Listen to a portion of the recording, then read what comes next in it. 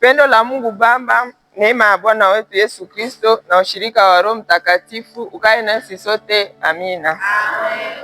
Tunaendelea kushukuru Mungu ambaye tena ameweza kutupatia neema na kibali kwa asubuhi ya leo, ili tena tuweze kusema kwa ajili yake, sifa ziendelee kumrudilia.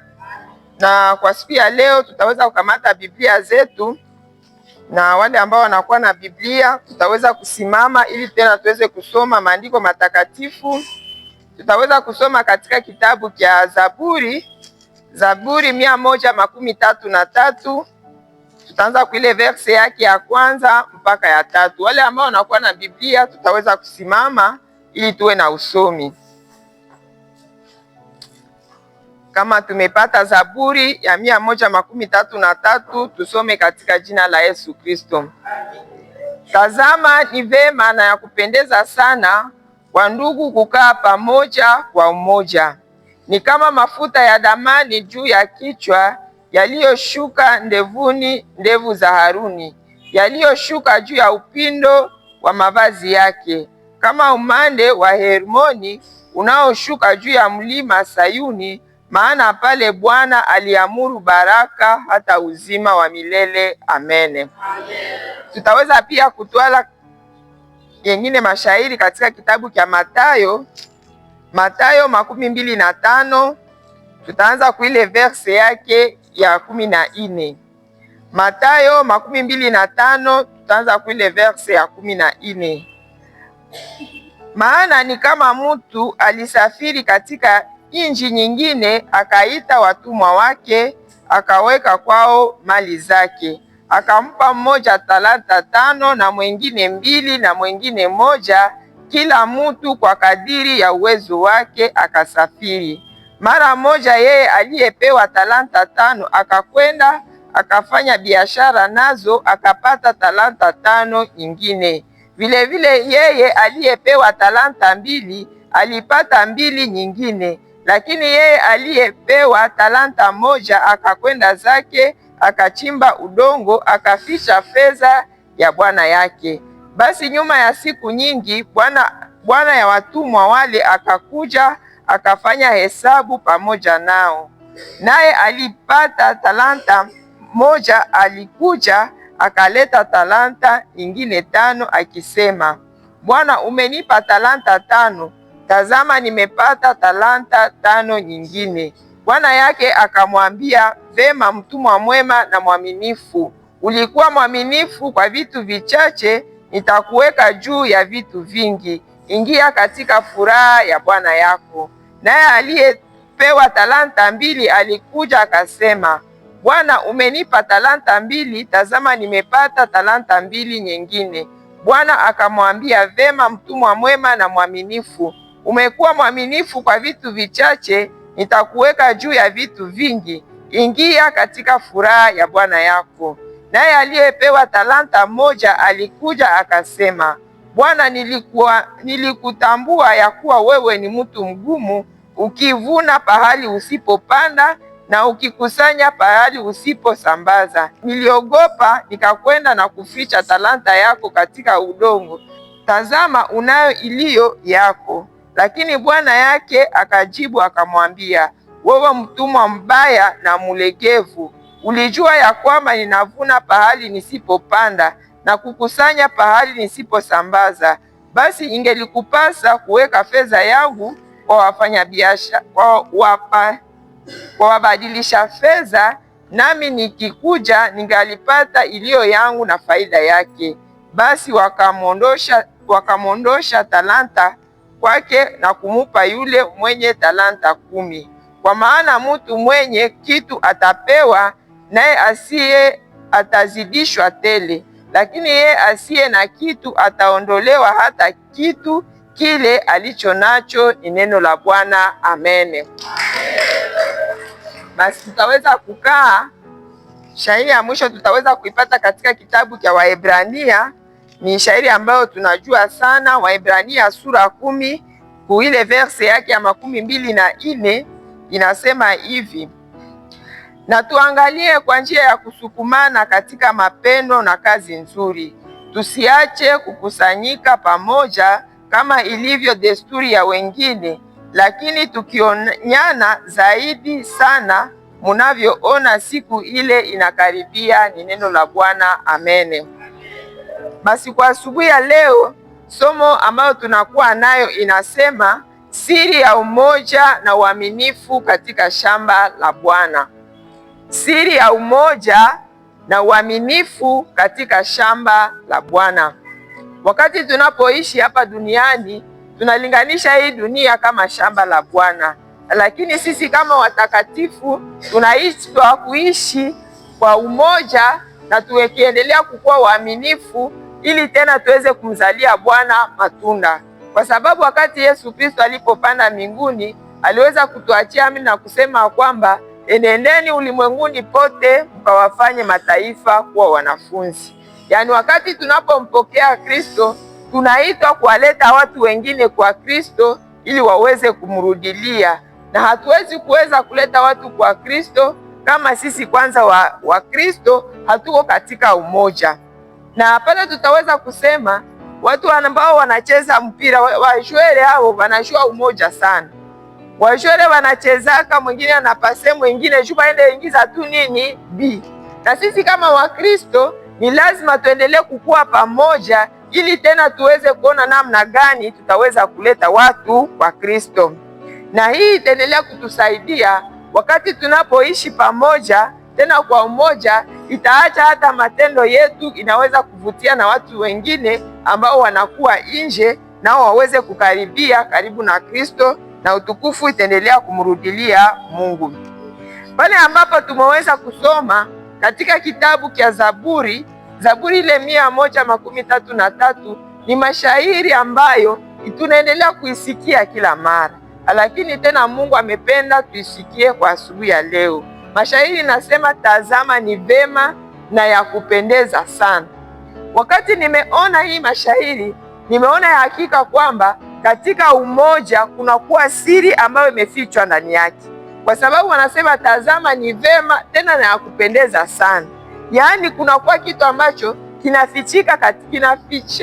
kinafichwa katika umoja, kinafichwa wakati watu wanapokaa pamoja. Na wakati tunaposoma kile kitabu tena cha Matendo ya Mitume sura yake ya 2 na ile verse yake ya 1, pale tunaona wakati wanafunzi walipokaa mahali pamoja, ni pale ambapo Roho Mtakatifu aliweza kushuka na kuweza kuja juu yao. Yaani kunakuwa siri kubwa wakati watu wanapokaa pamoja. Na katika hii mashairi ambayo tumemalizia ya kusoma katika kitabu cha Mathayo 25 kule verse yake ya 14, pale tunaona ya kwamba kunakuwa mfano ya mtu ambaye alikuwa na watumwa wake, na aliweza kupatia kila mtumwa kulingana na zawadi na uwezo wake, ndio vile mashairi inasema. Na kunakuwa yule ambaye waliweza kumpatia talanta 5, mwingine waliweza kumpatia 2, na mwingine waliweza kumpatia 1. Yaani Mungu anaendelea kutupatia kila mtu zawadi yake jinsi anavyotaka, ni kwa neema tu. Na hawa watu aliweza kuwapatia hizi talanta, lakini jinsi waliweza kutumika iliweza kuonesha uaminifu wao mbele ya Bwana wao. Na sasa na sisi kwa leo, kwa asubuhi ya leo, somo yetu tumesema ya kwamba inasema siri ya umoja na uaminifu katika shamba la Bwana. Na katika somo hili tutaweza kuwa na mambo makubwa matatu, na ya kwanza tutaweza kuona siri ya umoja na uaminifu. Siri ya umoja na uaminifu. Kwa sehemu ya pili tutaweza kuona vizuizo vya umoja na kukosa uaminifu. Tutaweza kuona vitu vyenye vinaweza acha watu wanakosa umoja na vitu ambavyo watu vinaweza acha watu wanakosa uaminifu katika maisha yao. Na kwa mwisho tutaweza kuona kama tutaweza kufanya nini ili tuweze kudumisha umoja wetu na kuweza kudumisha tena uaminifu wetu mbele za Mungu hata na mbele za watu wengine. Tumesema ya kwamba sehemu yetu ya kwanza inasema siri ya umoja na uaminifu. Hakika katika umoja kunakuwa siri kubwa ambayo imefichwa ndani yake, na ni lazima tena tuendelee kudumisha hii umoja wetu ambao tumekuwa nayo katika ubatiste, tuendelee kudumisha kila siku, kwa sababu mnakuwa siri kubwa ambayo tunaendelea kuipata. Siri ya kwanza ambayo nimekutana wakati watu wanapokaa pamoja, watu wanapokaa pamoja kwanza inaleta furaha. Tumeona wakati waimbaji wameimba, wamefurahi, watu wamecheza, tumesifu.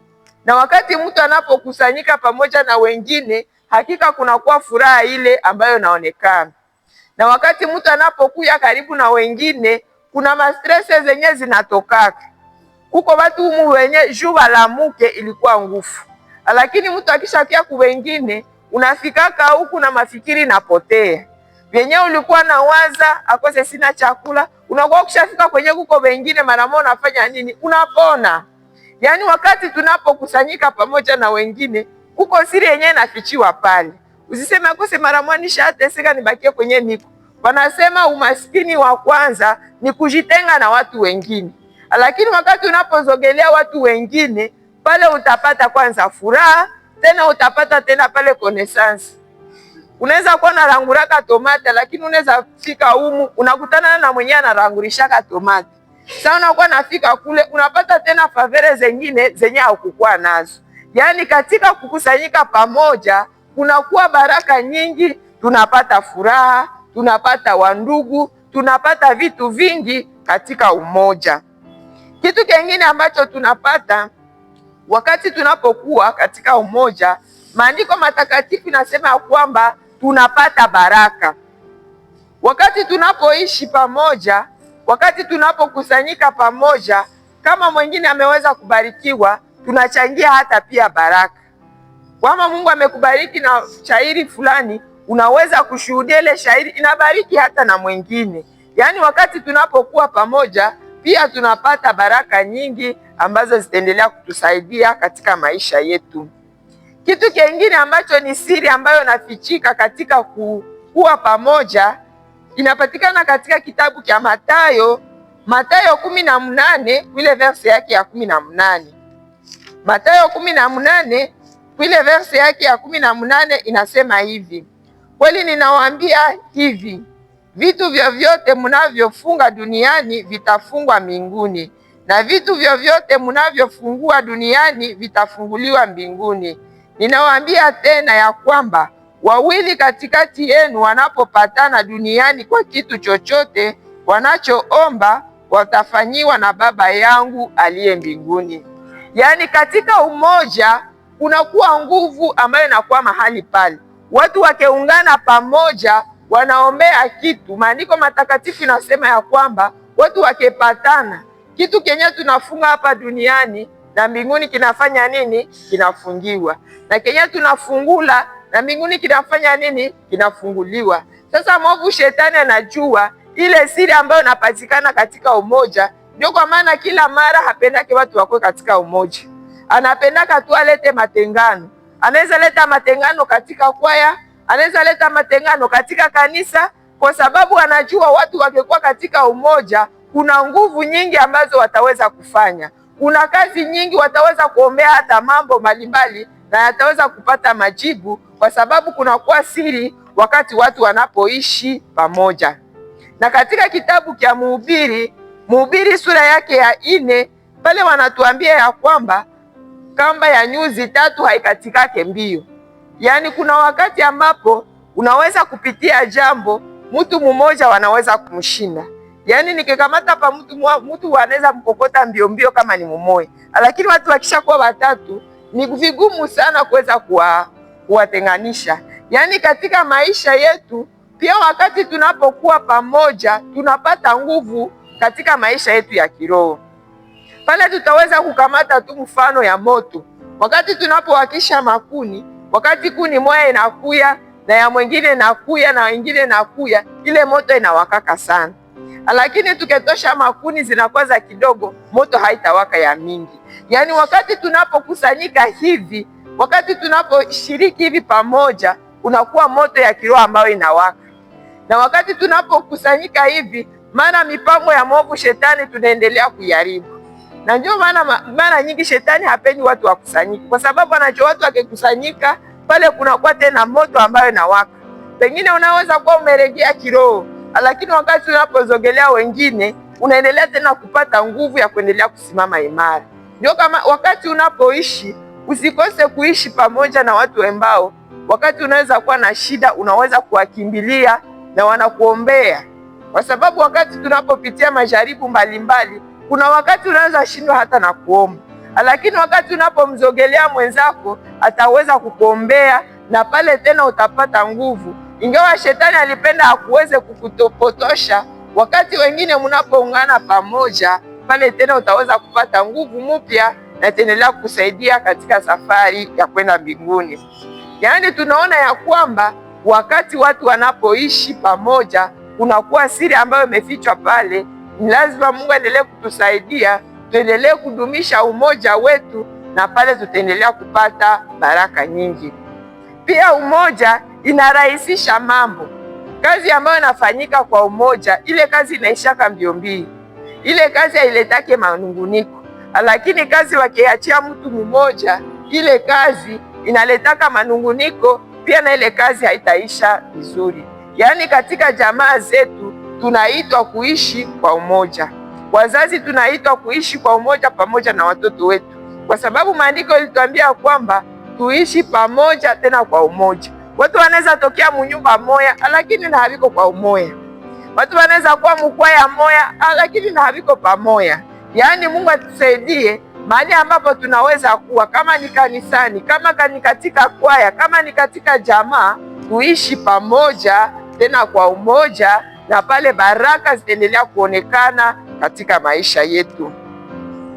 Siri nyingine tumesema kwamba katika uaminifu pia kunakuwa siri kubwa. Pale ambapo tumeweza kusoma katika kitabu cha Mathayo, tunaona ya kwamba kulikuwa watumwa watatu. Kulikuwa yule ambaye walimpatia talanta 5, mwingine 2 na mwingine 1. Lakini yule ambaye aliweza kupata talanta 5 aliweza kuleta zingine talanta 5. Yaani kunakuwa baraka wakati tunapokuwa waaminifu. Wakati tunapokuwa waaminifu kwa mambo machache, Mungu anatuongezea tena, anatupatia mengi. Katika maisha yetu tunapoishi, kila siku tunaishi ili tuweze kumpendeza Mungu. Mungu alituumba akiwa na makusudi tuendelee kumpendeza. Na wakati tunaposoma neno lake, neno la Mungu linaendelea kutuelekeza ni nini ambayo Mungu anapenda ndani ya maisha yetu, na anatupatia kazi ya kufanya. Na ni lazima kila siku tuendelee kujiuliza, je, ninaendelea kutimiza kazi ambayo Mungu amenipatia kwa uaminifu? Akose Mungu amekupatia zawadi ya kuimba, jiulize, hii zawadi yangu, je, mimi naitimiza kwa uaminifu? Kwa sababu wakati Bwana atakapokuja atakiangalia kama ile kazi unafanya nini, unaitimiza kwa uaminifu. Wakati tunapoishi katika dunia, kila mtu ana mahitaji yake. Kila mtu iko na hitaji yake, analeta hiki, analeta hiki. Lakini jiulize, je, kile Mungu ambacho amenibariki nacho leo, je, ninaendelea kukichunga vizuri?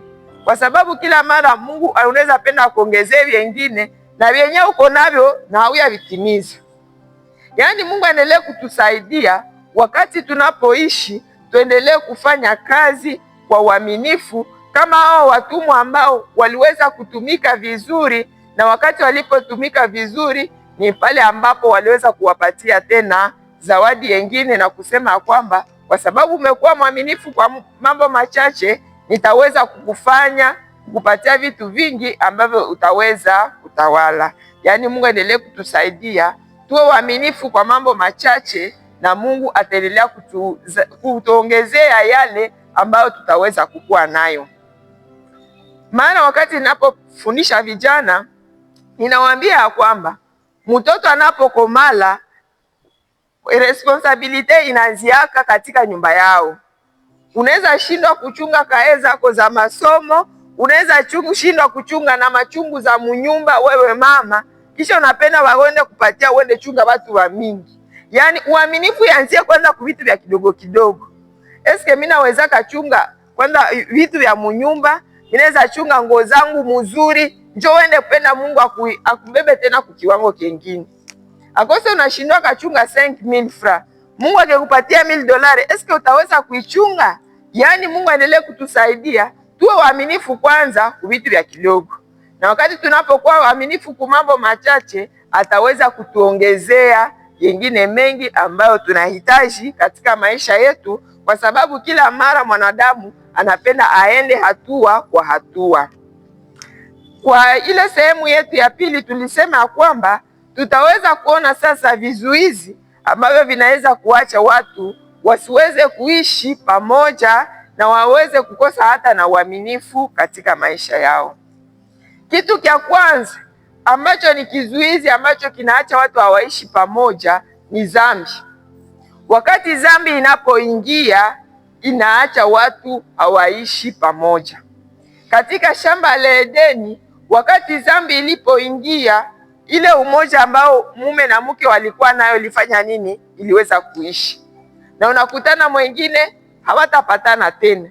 Yaani wakati dhambi inapoingia, dhambi ikaingia katika kwaya, dhambi ikaingia kanisani, kuna mambo mengine ambayo itaacha umoja unafanya nini? Unaweza kukosekana.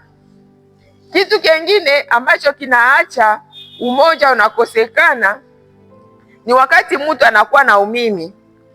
Yaani mtu wakati anaona mie ndio special kushinda wengine, mie tu, ile umimi inaacha umoja unafanya nini? Unakosekana. Yaani wakati tunapoishi, maandiko matakatifu inasema katika kitabu cha Wafilipi ya kwamba tuweze kuwahesabu wenzetu wazuri kuliko sisi wenyewe. Wakati unapothamini hata zawadi ya mwingine, wakati unapothamini kile ambacho mwingine anakuwa nacho, itaweza kusaidia muweze kuishi pamoja, kwa sababu mtaendelea kusukumana. Lakini wakati unapojiona kama wewe uko wa special, kila kitu ni wewe, kuna wakati ambapo umoja utaweza kukosekana. Yaani Mungu aendelee kutusaidia katika maisha yetu tuweze kuepuka umimi ili tuweze kuishi katika umoja. Kitu kingine ambacho kinaacha umoja haukue ni wakati kunakuwa matengano. Katika kitabu cha Matendo ya Mitume kuna wakati ambapo Wakristo waliweza kukuwa na matengano. Wengine walisema sisi ni wa Paulo na sisi ni wa Apolo. Wakati katika kundi kunakuwa ile umoja na haitakuwa, yaani pale kunakuwa nini? Matengano. Lakini sisi sote tuko mwili wa nani? Wa Kristo. Wakati tunapoishi pamoja na wengine, tunapoishi kanisani, tunapoishi katika kwaya, tujue ya kwamba tuko mwili wa Kristo, lakini mwili wa Kristo uko na viungo vingi. Yaani ujue ya kwamba uko pale kwa ajili ya mtu mwingine, na mkono inasaidia mguu, mguu inasaidia kichwa. Yaani wakati watu wanapoungana, wanaposhirikiana, ni pale ambapo kunakuwa umoja na Mungu anaendelea kumwanga baraka pale. Lakini kama kutakuwa matengano na kusema si hapana, tuko wa huku na wengine wanasema tuko wa huku, pale umoja unakosa na baraka itaweza kukosa katikati yetu. Yaani Mungu endelee kutusaidia tuendelee kukua katika umoja, na pale Mungu ataendelea kumwanga baraka zake. Kitu kingine ambacho kinaacha watu wanashindwa kuishi pamoja ni kutokusameheana. Wakati tunapoishi, kuna wakati mwenzako anaweza kukukosea, pengine ni kutokujua, lakini kusudi uweze kumsamehe inashindikana.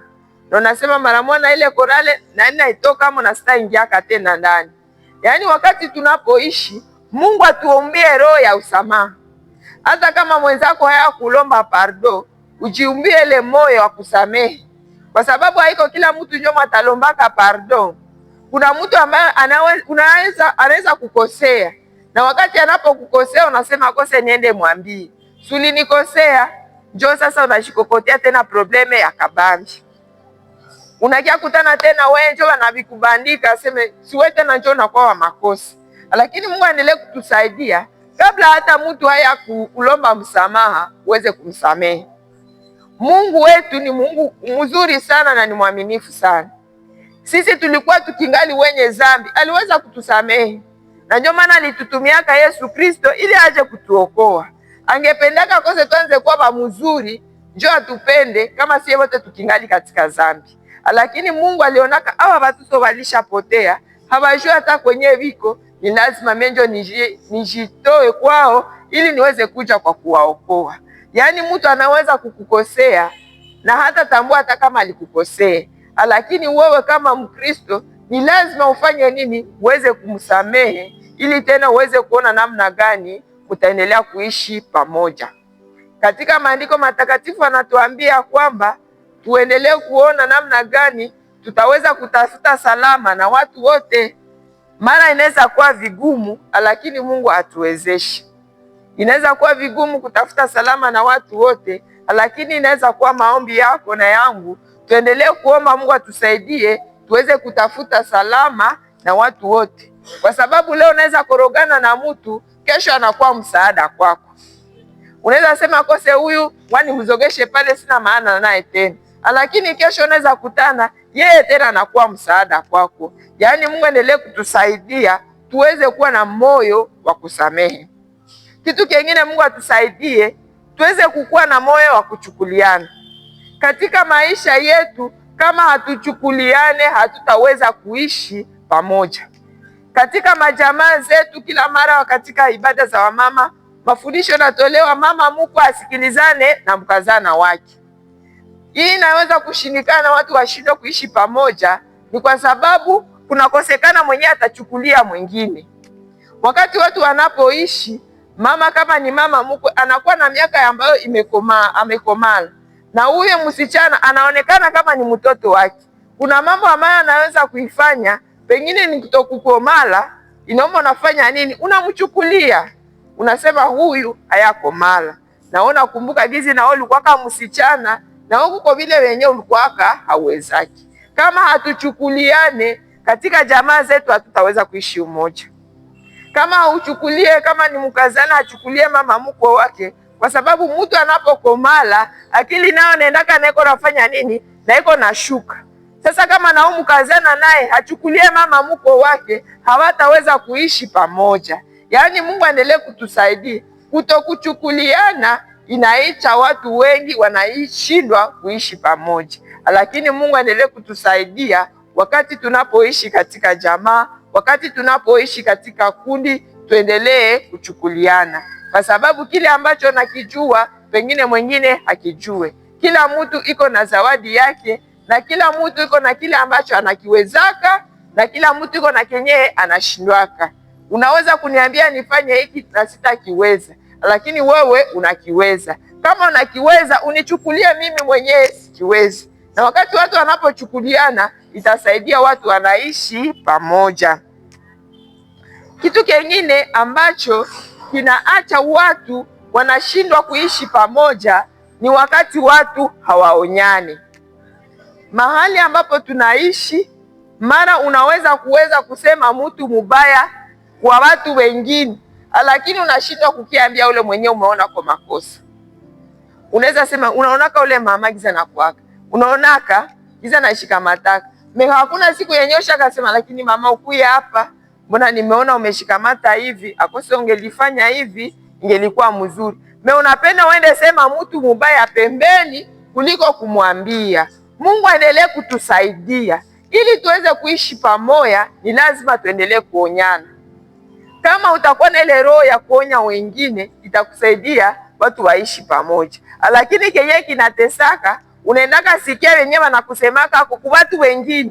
Sasa si fulani alikusemaka hivi, si fulani alikusemaka hivi. Unaweza unasikia vile, mara moja utafanya nini? Hautafurahi. Lakini kama sisi wa Kristo tunaitwa kuendelea kuonyana katika upendo. Unaonya mwingine polepole, mtu anakuwaka hivi, mtu anakuwaka hivi. Kweli kuna wale ambao wanaweza kutia ubishi, lakini wakati mtu anaendaka ikala nasimaka, lakini waliniambia kweli.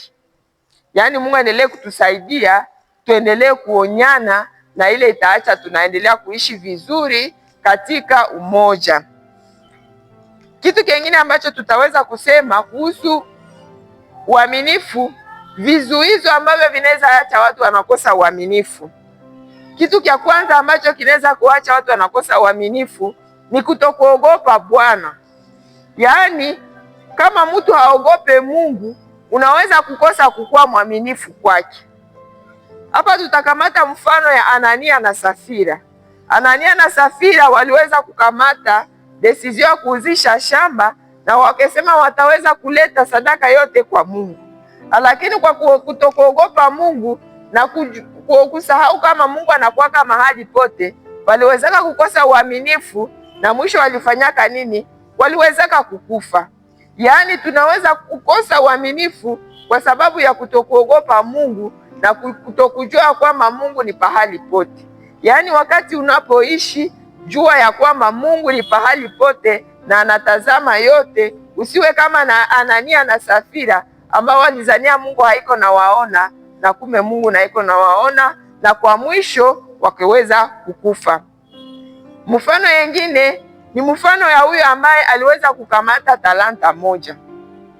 Huyo ambaye alikamata talanta moja, kile ambacho kiliacha nakosa kukuwa mwaminifu ni kwa sababu pengine aliona madhaifu ya bwana yake. Alianza sema edayere, weye unafunaka kwenye haukupanda, unafanyaka. Anaanza tia maexplication za bwana yake. Yaani wakati tunapoishi katika jamaa zetu, kuna wamama ambao wanakuwa na waume wao.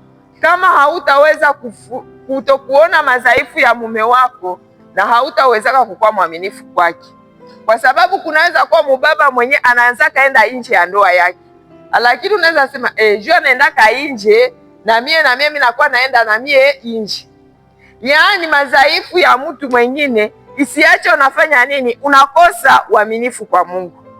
Ukifuata madhaifu ya watu, utaacha unakosa uaminifu kwa Mungu. Kuna yule ambaye pengine amekamata deni yako, unasema na mie hawanilipaki, na mie nenda kamata deni ya watu na mie sitalipaka. Donc kukosa uaminifu ya mtu mwingine isiache na wewe unafanya nini? Unakosa uaminifu. Yaani Mungu aendelee kutusaidia wakati tunapoishi. Pengine mume wako ni mkaidi, pengine anafanya vitu ambavyo haviendeke, lakini Mungu aendelee kukusaidia uendelee kubaki nini? Mwaminifu.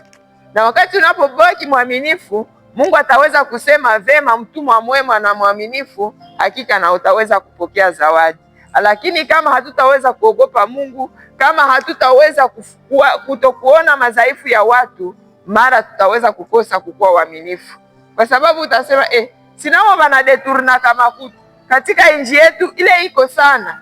Nasema bakubwa si wanabebaka na makuta wanengwana mimi nishikulie na hizi.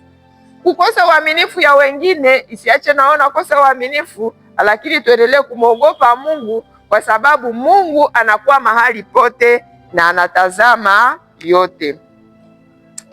Jambo letu la mwisho kwa kwenda kwa kumaliza, tutaweza sasa kuona kama tuweze kufanya nini wakati tunapoishi pamoja. Kitu cha kwanza ambacho tunahitajika kuweza kufanya ni kuendelea kuonyana na kuendelea kufundishana. Katika maandiko matakatifu, katika kile kitabu cha Matendo ya Mitume sura ya 18 kule verse yake ya 25, pale kunapatikana habari. Matendo ya Mitume 18 kule verse yake ya 25 inasema hivi: mtu huyu alikuwa amefundisha njia ya Bwana, na kwa kuwa roho yake ilikuwa ikiwaka, alianza kusema na kufundisha kwa kweli maneno ya Yesu, naye alijua ubatizo wa Yohane tu. Akaanza kusema pasipo hofu katika sinagogi lakini wakati Akila na Priscilla walipomsikia, walimtoa kwao, wakamfunulia zaidi njia ya Bwana aijue kabisa. Mahali hapa ambapo tumeweza kusoma ni habari ya Apolo. Huyu Apolo aliweza kuanza kufundisha, na maandiko matakatifu inasema alikuwa na juhudi sana, lakini alikuwa tunajua habari za Yohane tu. Lakini wakati Akila na Priscilla walipomwona, waliweza kumuita kwao na kuweza kumfundisha. Sasa akianza kufundisha vizuri. Yaani wakati tunapoishi pamoja, kile ambacho Mungu anataka tuweze kufanya ni lazima tuweze kufundishana, tuweze kuwa na utayari ya kuweza kufundisha wengine. Maandiko matakatifu inasema ya kwamba wamama wazee wafundishe wamama vijana namna ya kupenda waume wao. Yaani uko mama, pengine umekuwa na hii experience, pata muda ya kuweza kufundisha huyu mama kijana, ili naye tena aweze kupata mwelekeo mzuri namna gani ataweza kuchunga unyumba wake. Na pale tutaweza kusema ya kwamba pia kuna wale ambao wanaweza kuwa kama huyu Apolo, lakini tena nao wanatia ubishi na kusema vale vile vyenu ni vya wazee. Hapana, katika maisha pengine unaweza kufundisha, huyu anakatala yale ambayo namwambia, lakini utaambia huyu mwingine, naye atafanya nini? Ataweza kuisikia. Kwa sababu wamama wengi wameacha ile zawadi yao ya kufundisha kwa kuogopa wa vijana. Wanasema wa vijana washakajua vya mingi kumtandao, wa vijana mtu anashindaka kama atawaambia tena nini, tushaka kuwa kama tunabakilia nyuma. Lakini Mungu anakuambia kwa asubuhi ya leo, mama, uko na kazi kubwa ya kuweza kufundisha huyu mama kijana, uko na kazi kubwa kufundisha huyu mtoto ili aweze kupata mwelekeo. Tusiwe na oga la kusema kwamba mtandao umeleta mambo mengi, lakini tuwe na ile juhudi ya kuweza kufundisha wakati tunapokuwa pamoja. Kitu kingine ambacho kinahitajika wakati tunapoishi pamoja ni kuendelea kuombeana. Katika kitabu cha Waefeso sura yake ya 6 ile verse yake ya 18, Paulo anasema ya kwamba muzidi kuomba kwa ajili ya watakatifu wote. Yaani wakati tunapoishi pamoja tuna kazi kubwa ya kuendelea kuombeana. Wakati unapomwombea mwingine ataendelea kupata nguvu. Kuna wakati ambapo Petro alikuwa katika kifungo, lakini wakati watakatifu walipomweka katika maombi, Mungu aliweza kutuma malaika na akiweza kumtosha katika kifungo. Yaani uko na devoir ya kuweza kumwombea mwingine. Wakati mnapokuwa katika kwaya moja, pata muda ya kuombea mwenzake. Lakini wakati tunapochunguza, wakati watu wanapoleta mahitaji, unasema hii mwaka naombea hii. Unaona mahitaji yako ni yako wewe peke mwaka mzima. Hakuna siku inasema leo sitajiombea, lakini naombea wengine. Mungu aendelee kutusaidia. Wakati tunapoombea wengine, Mungu naye analeta kwa majibu kwa maombi yetu. Yaani katika maombi tukate tena hatua. Isikuwe kila siku mimi najiombea, lakini nipate pia muda ya kuombea watakatifu wengine. Kwa sababu wakati mtu anaweza kuwa katika shida, kuna wakati yenyewe unaweza shindwa hata na kuomba. Lakini wakati wengine wanapokuchukua katika maombi, unapata nguvu na unaona tena kwamba umehatua. Yaani wakati tunapoishi pamoja, Mungu aendelee kutusaidia tupate muda ya kuendelea kuombeana, na hii itaacha umoja wetu unafanya nini? Unakuwa na nguvu. Lakini kila mtu akikuwa naombea yake, hautakumbuka mwingine katika maombi, kundi letu litaweza kukosa nguvu, kwaya yetu itakosa nguvu, hata na jamaa itakosa nguvu, kwa sababu kila mtu anapenda yeye tu Mungu ambariki, lakini anasahau yule ambaye anakuwa karibu naye. Basi kwa kumaliza, tuseme ya kwamba kile ambacho Mungu anapenda katika maisha yetu, Mungu anapenda tuweze kuishi katika umoja na tuendelee kukuwa waaminifu katika shamba lake. Na wakati tunapoishi katika umoja, ni pale ambapo tutaweza kuwafundisha wengine na waona matendo yetu mema, nao pia wataweza kusema ya kwamba tuweze kufata hawa. Lakini cha kushangaza, wapagani wanaonekana kama wanakuwa katika umoja kutushinda sisi kama Wakristo.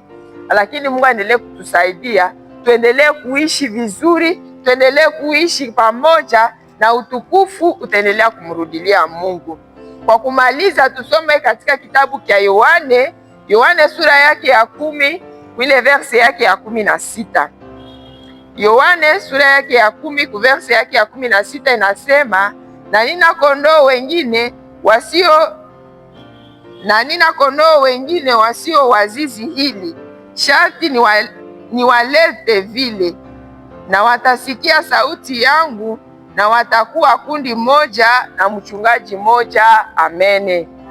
Yaani katika kuingali kondoo za mingi zenye ziko mbali na Kristo, na Mungu anapenda tuweze kuwaleta ili tuwe katika zizi moja na tuweze kukuwa na mchungaji mmoja ambaye ni Kristo.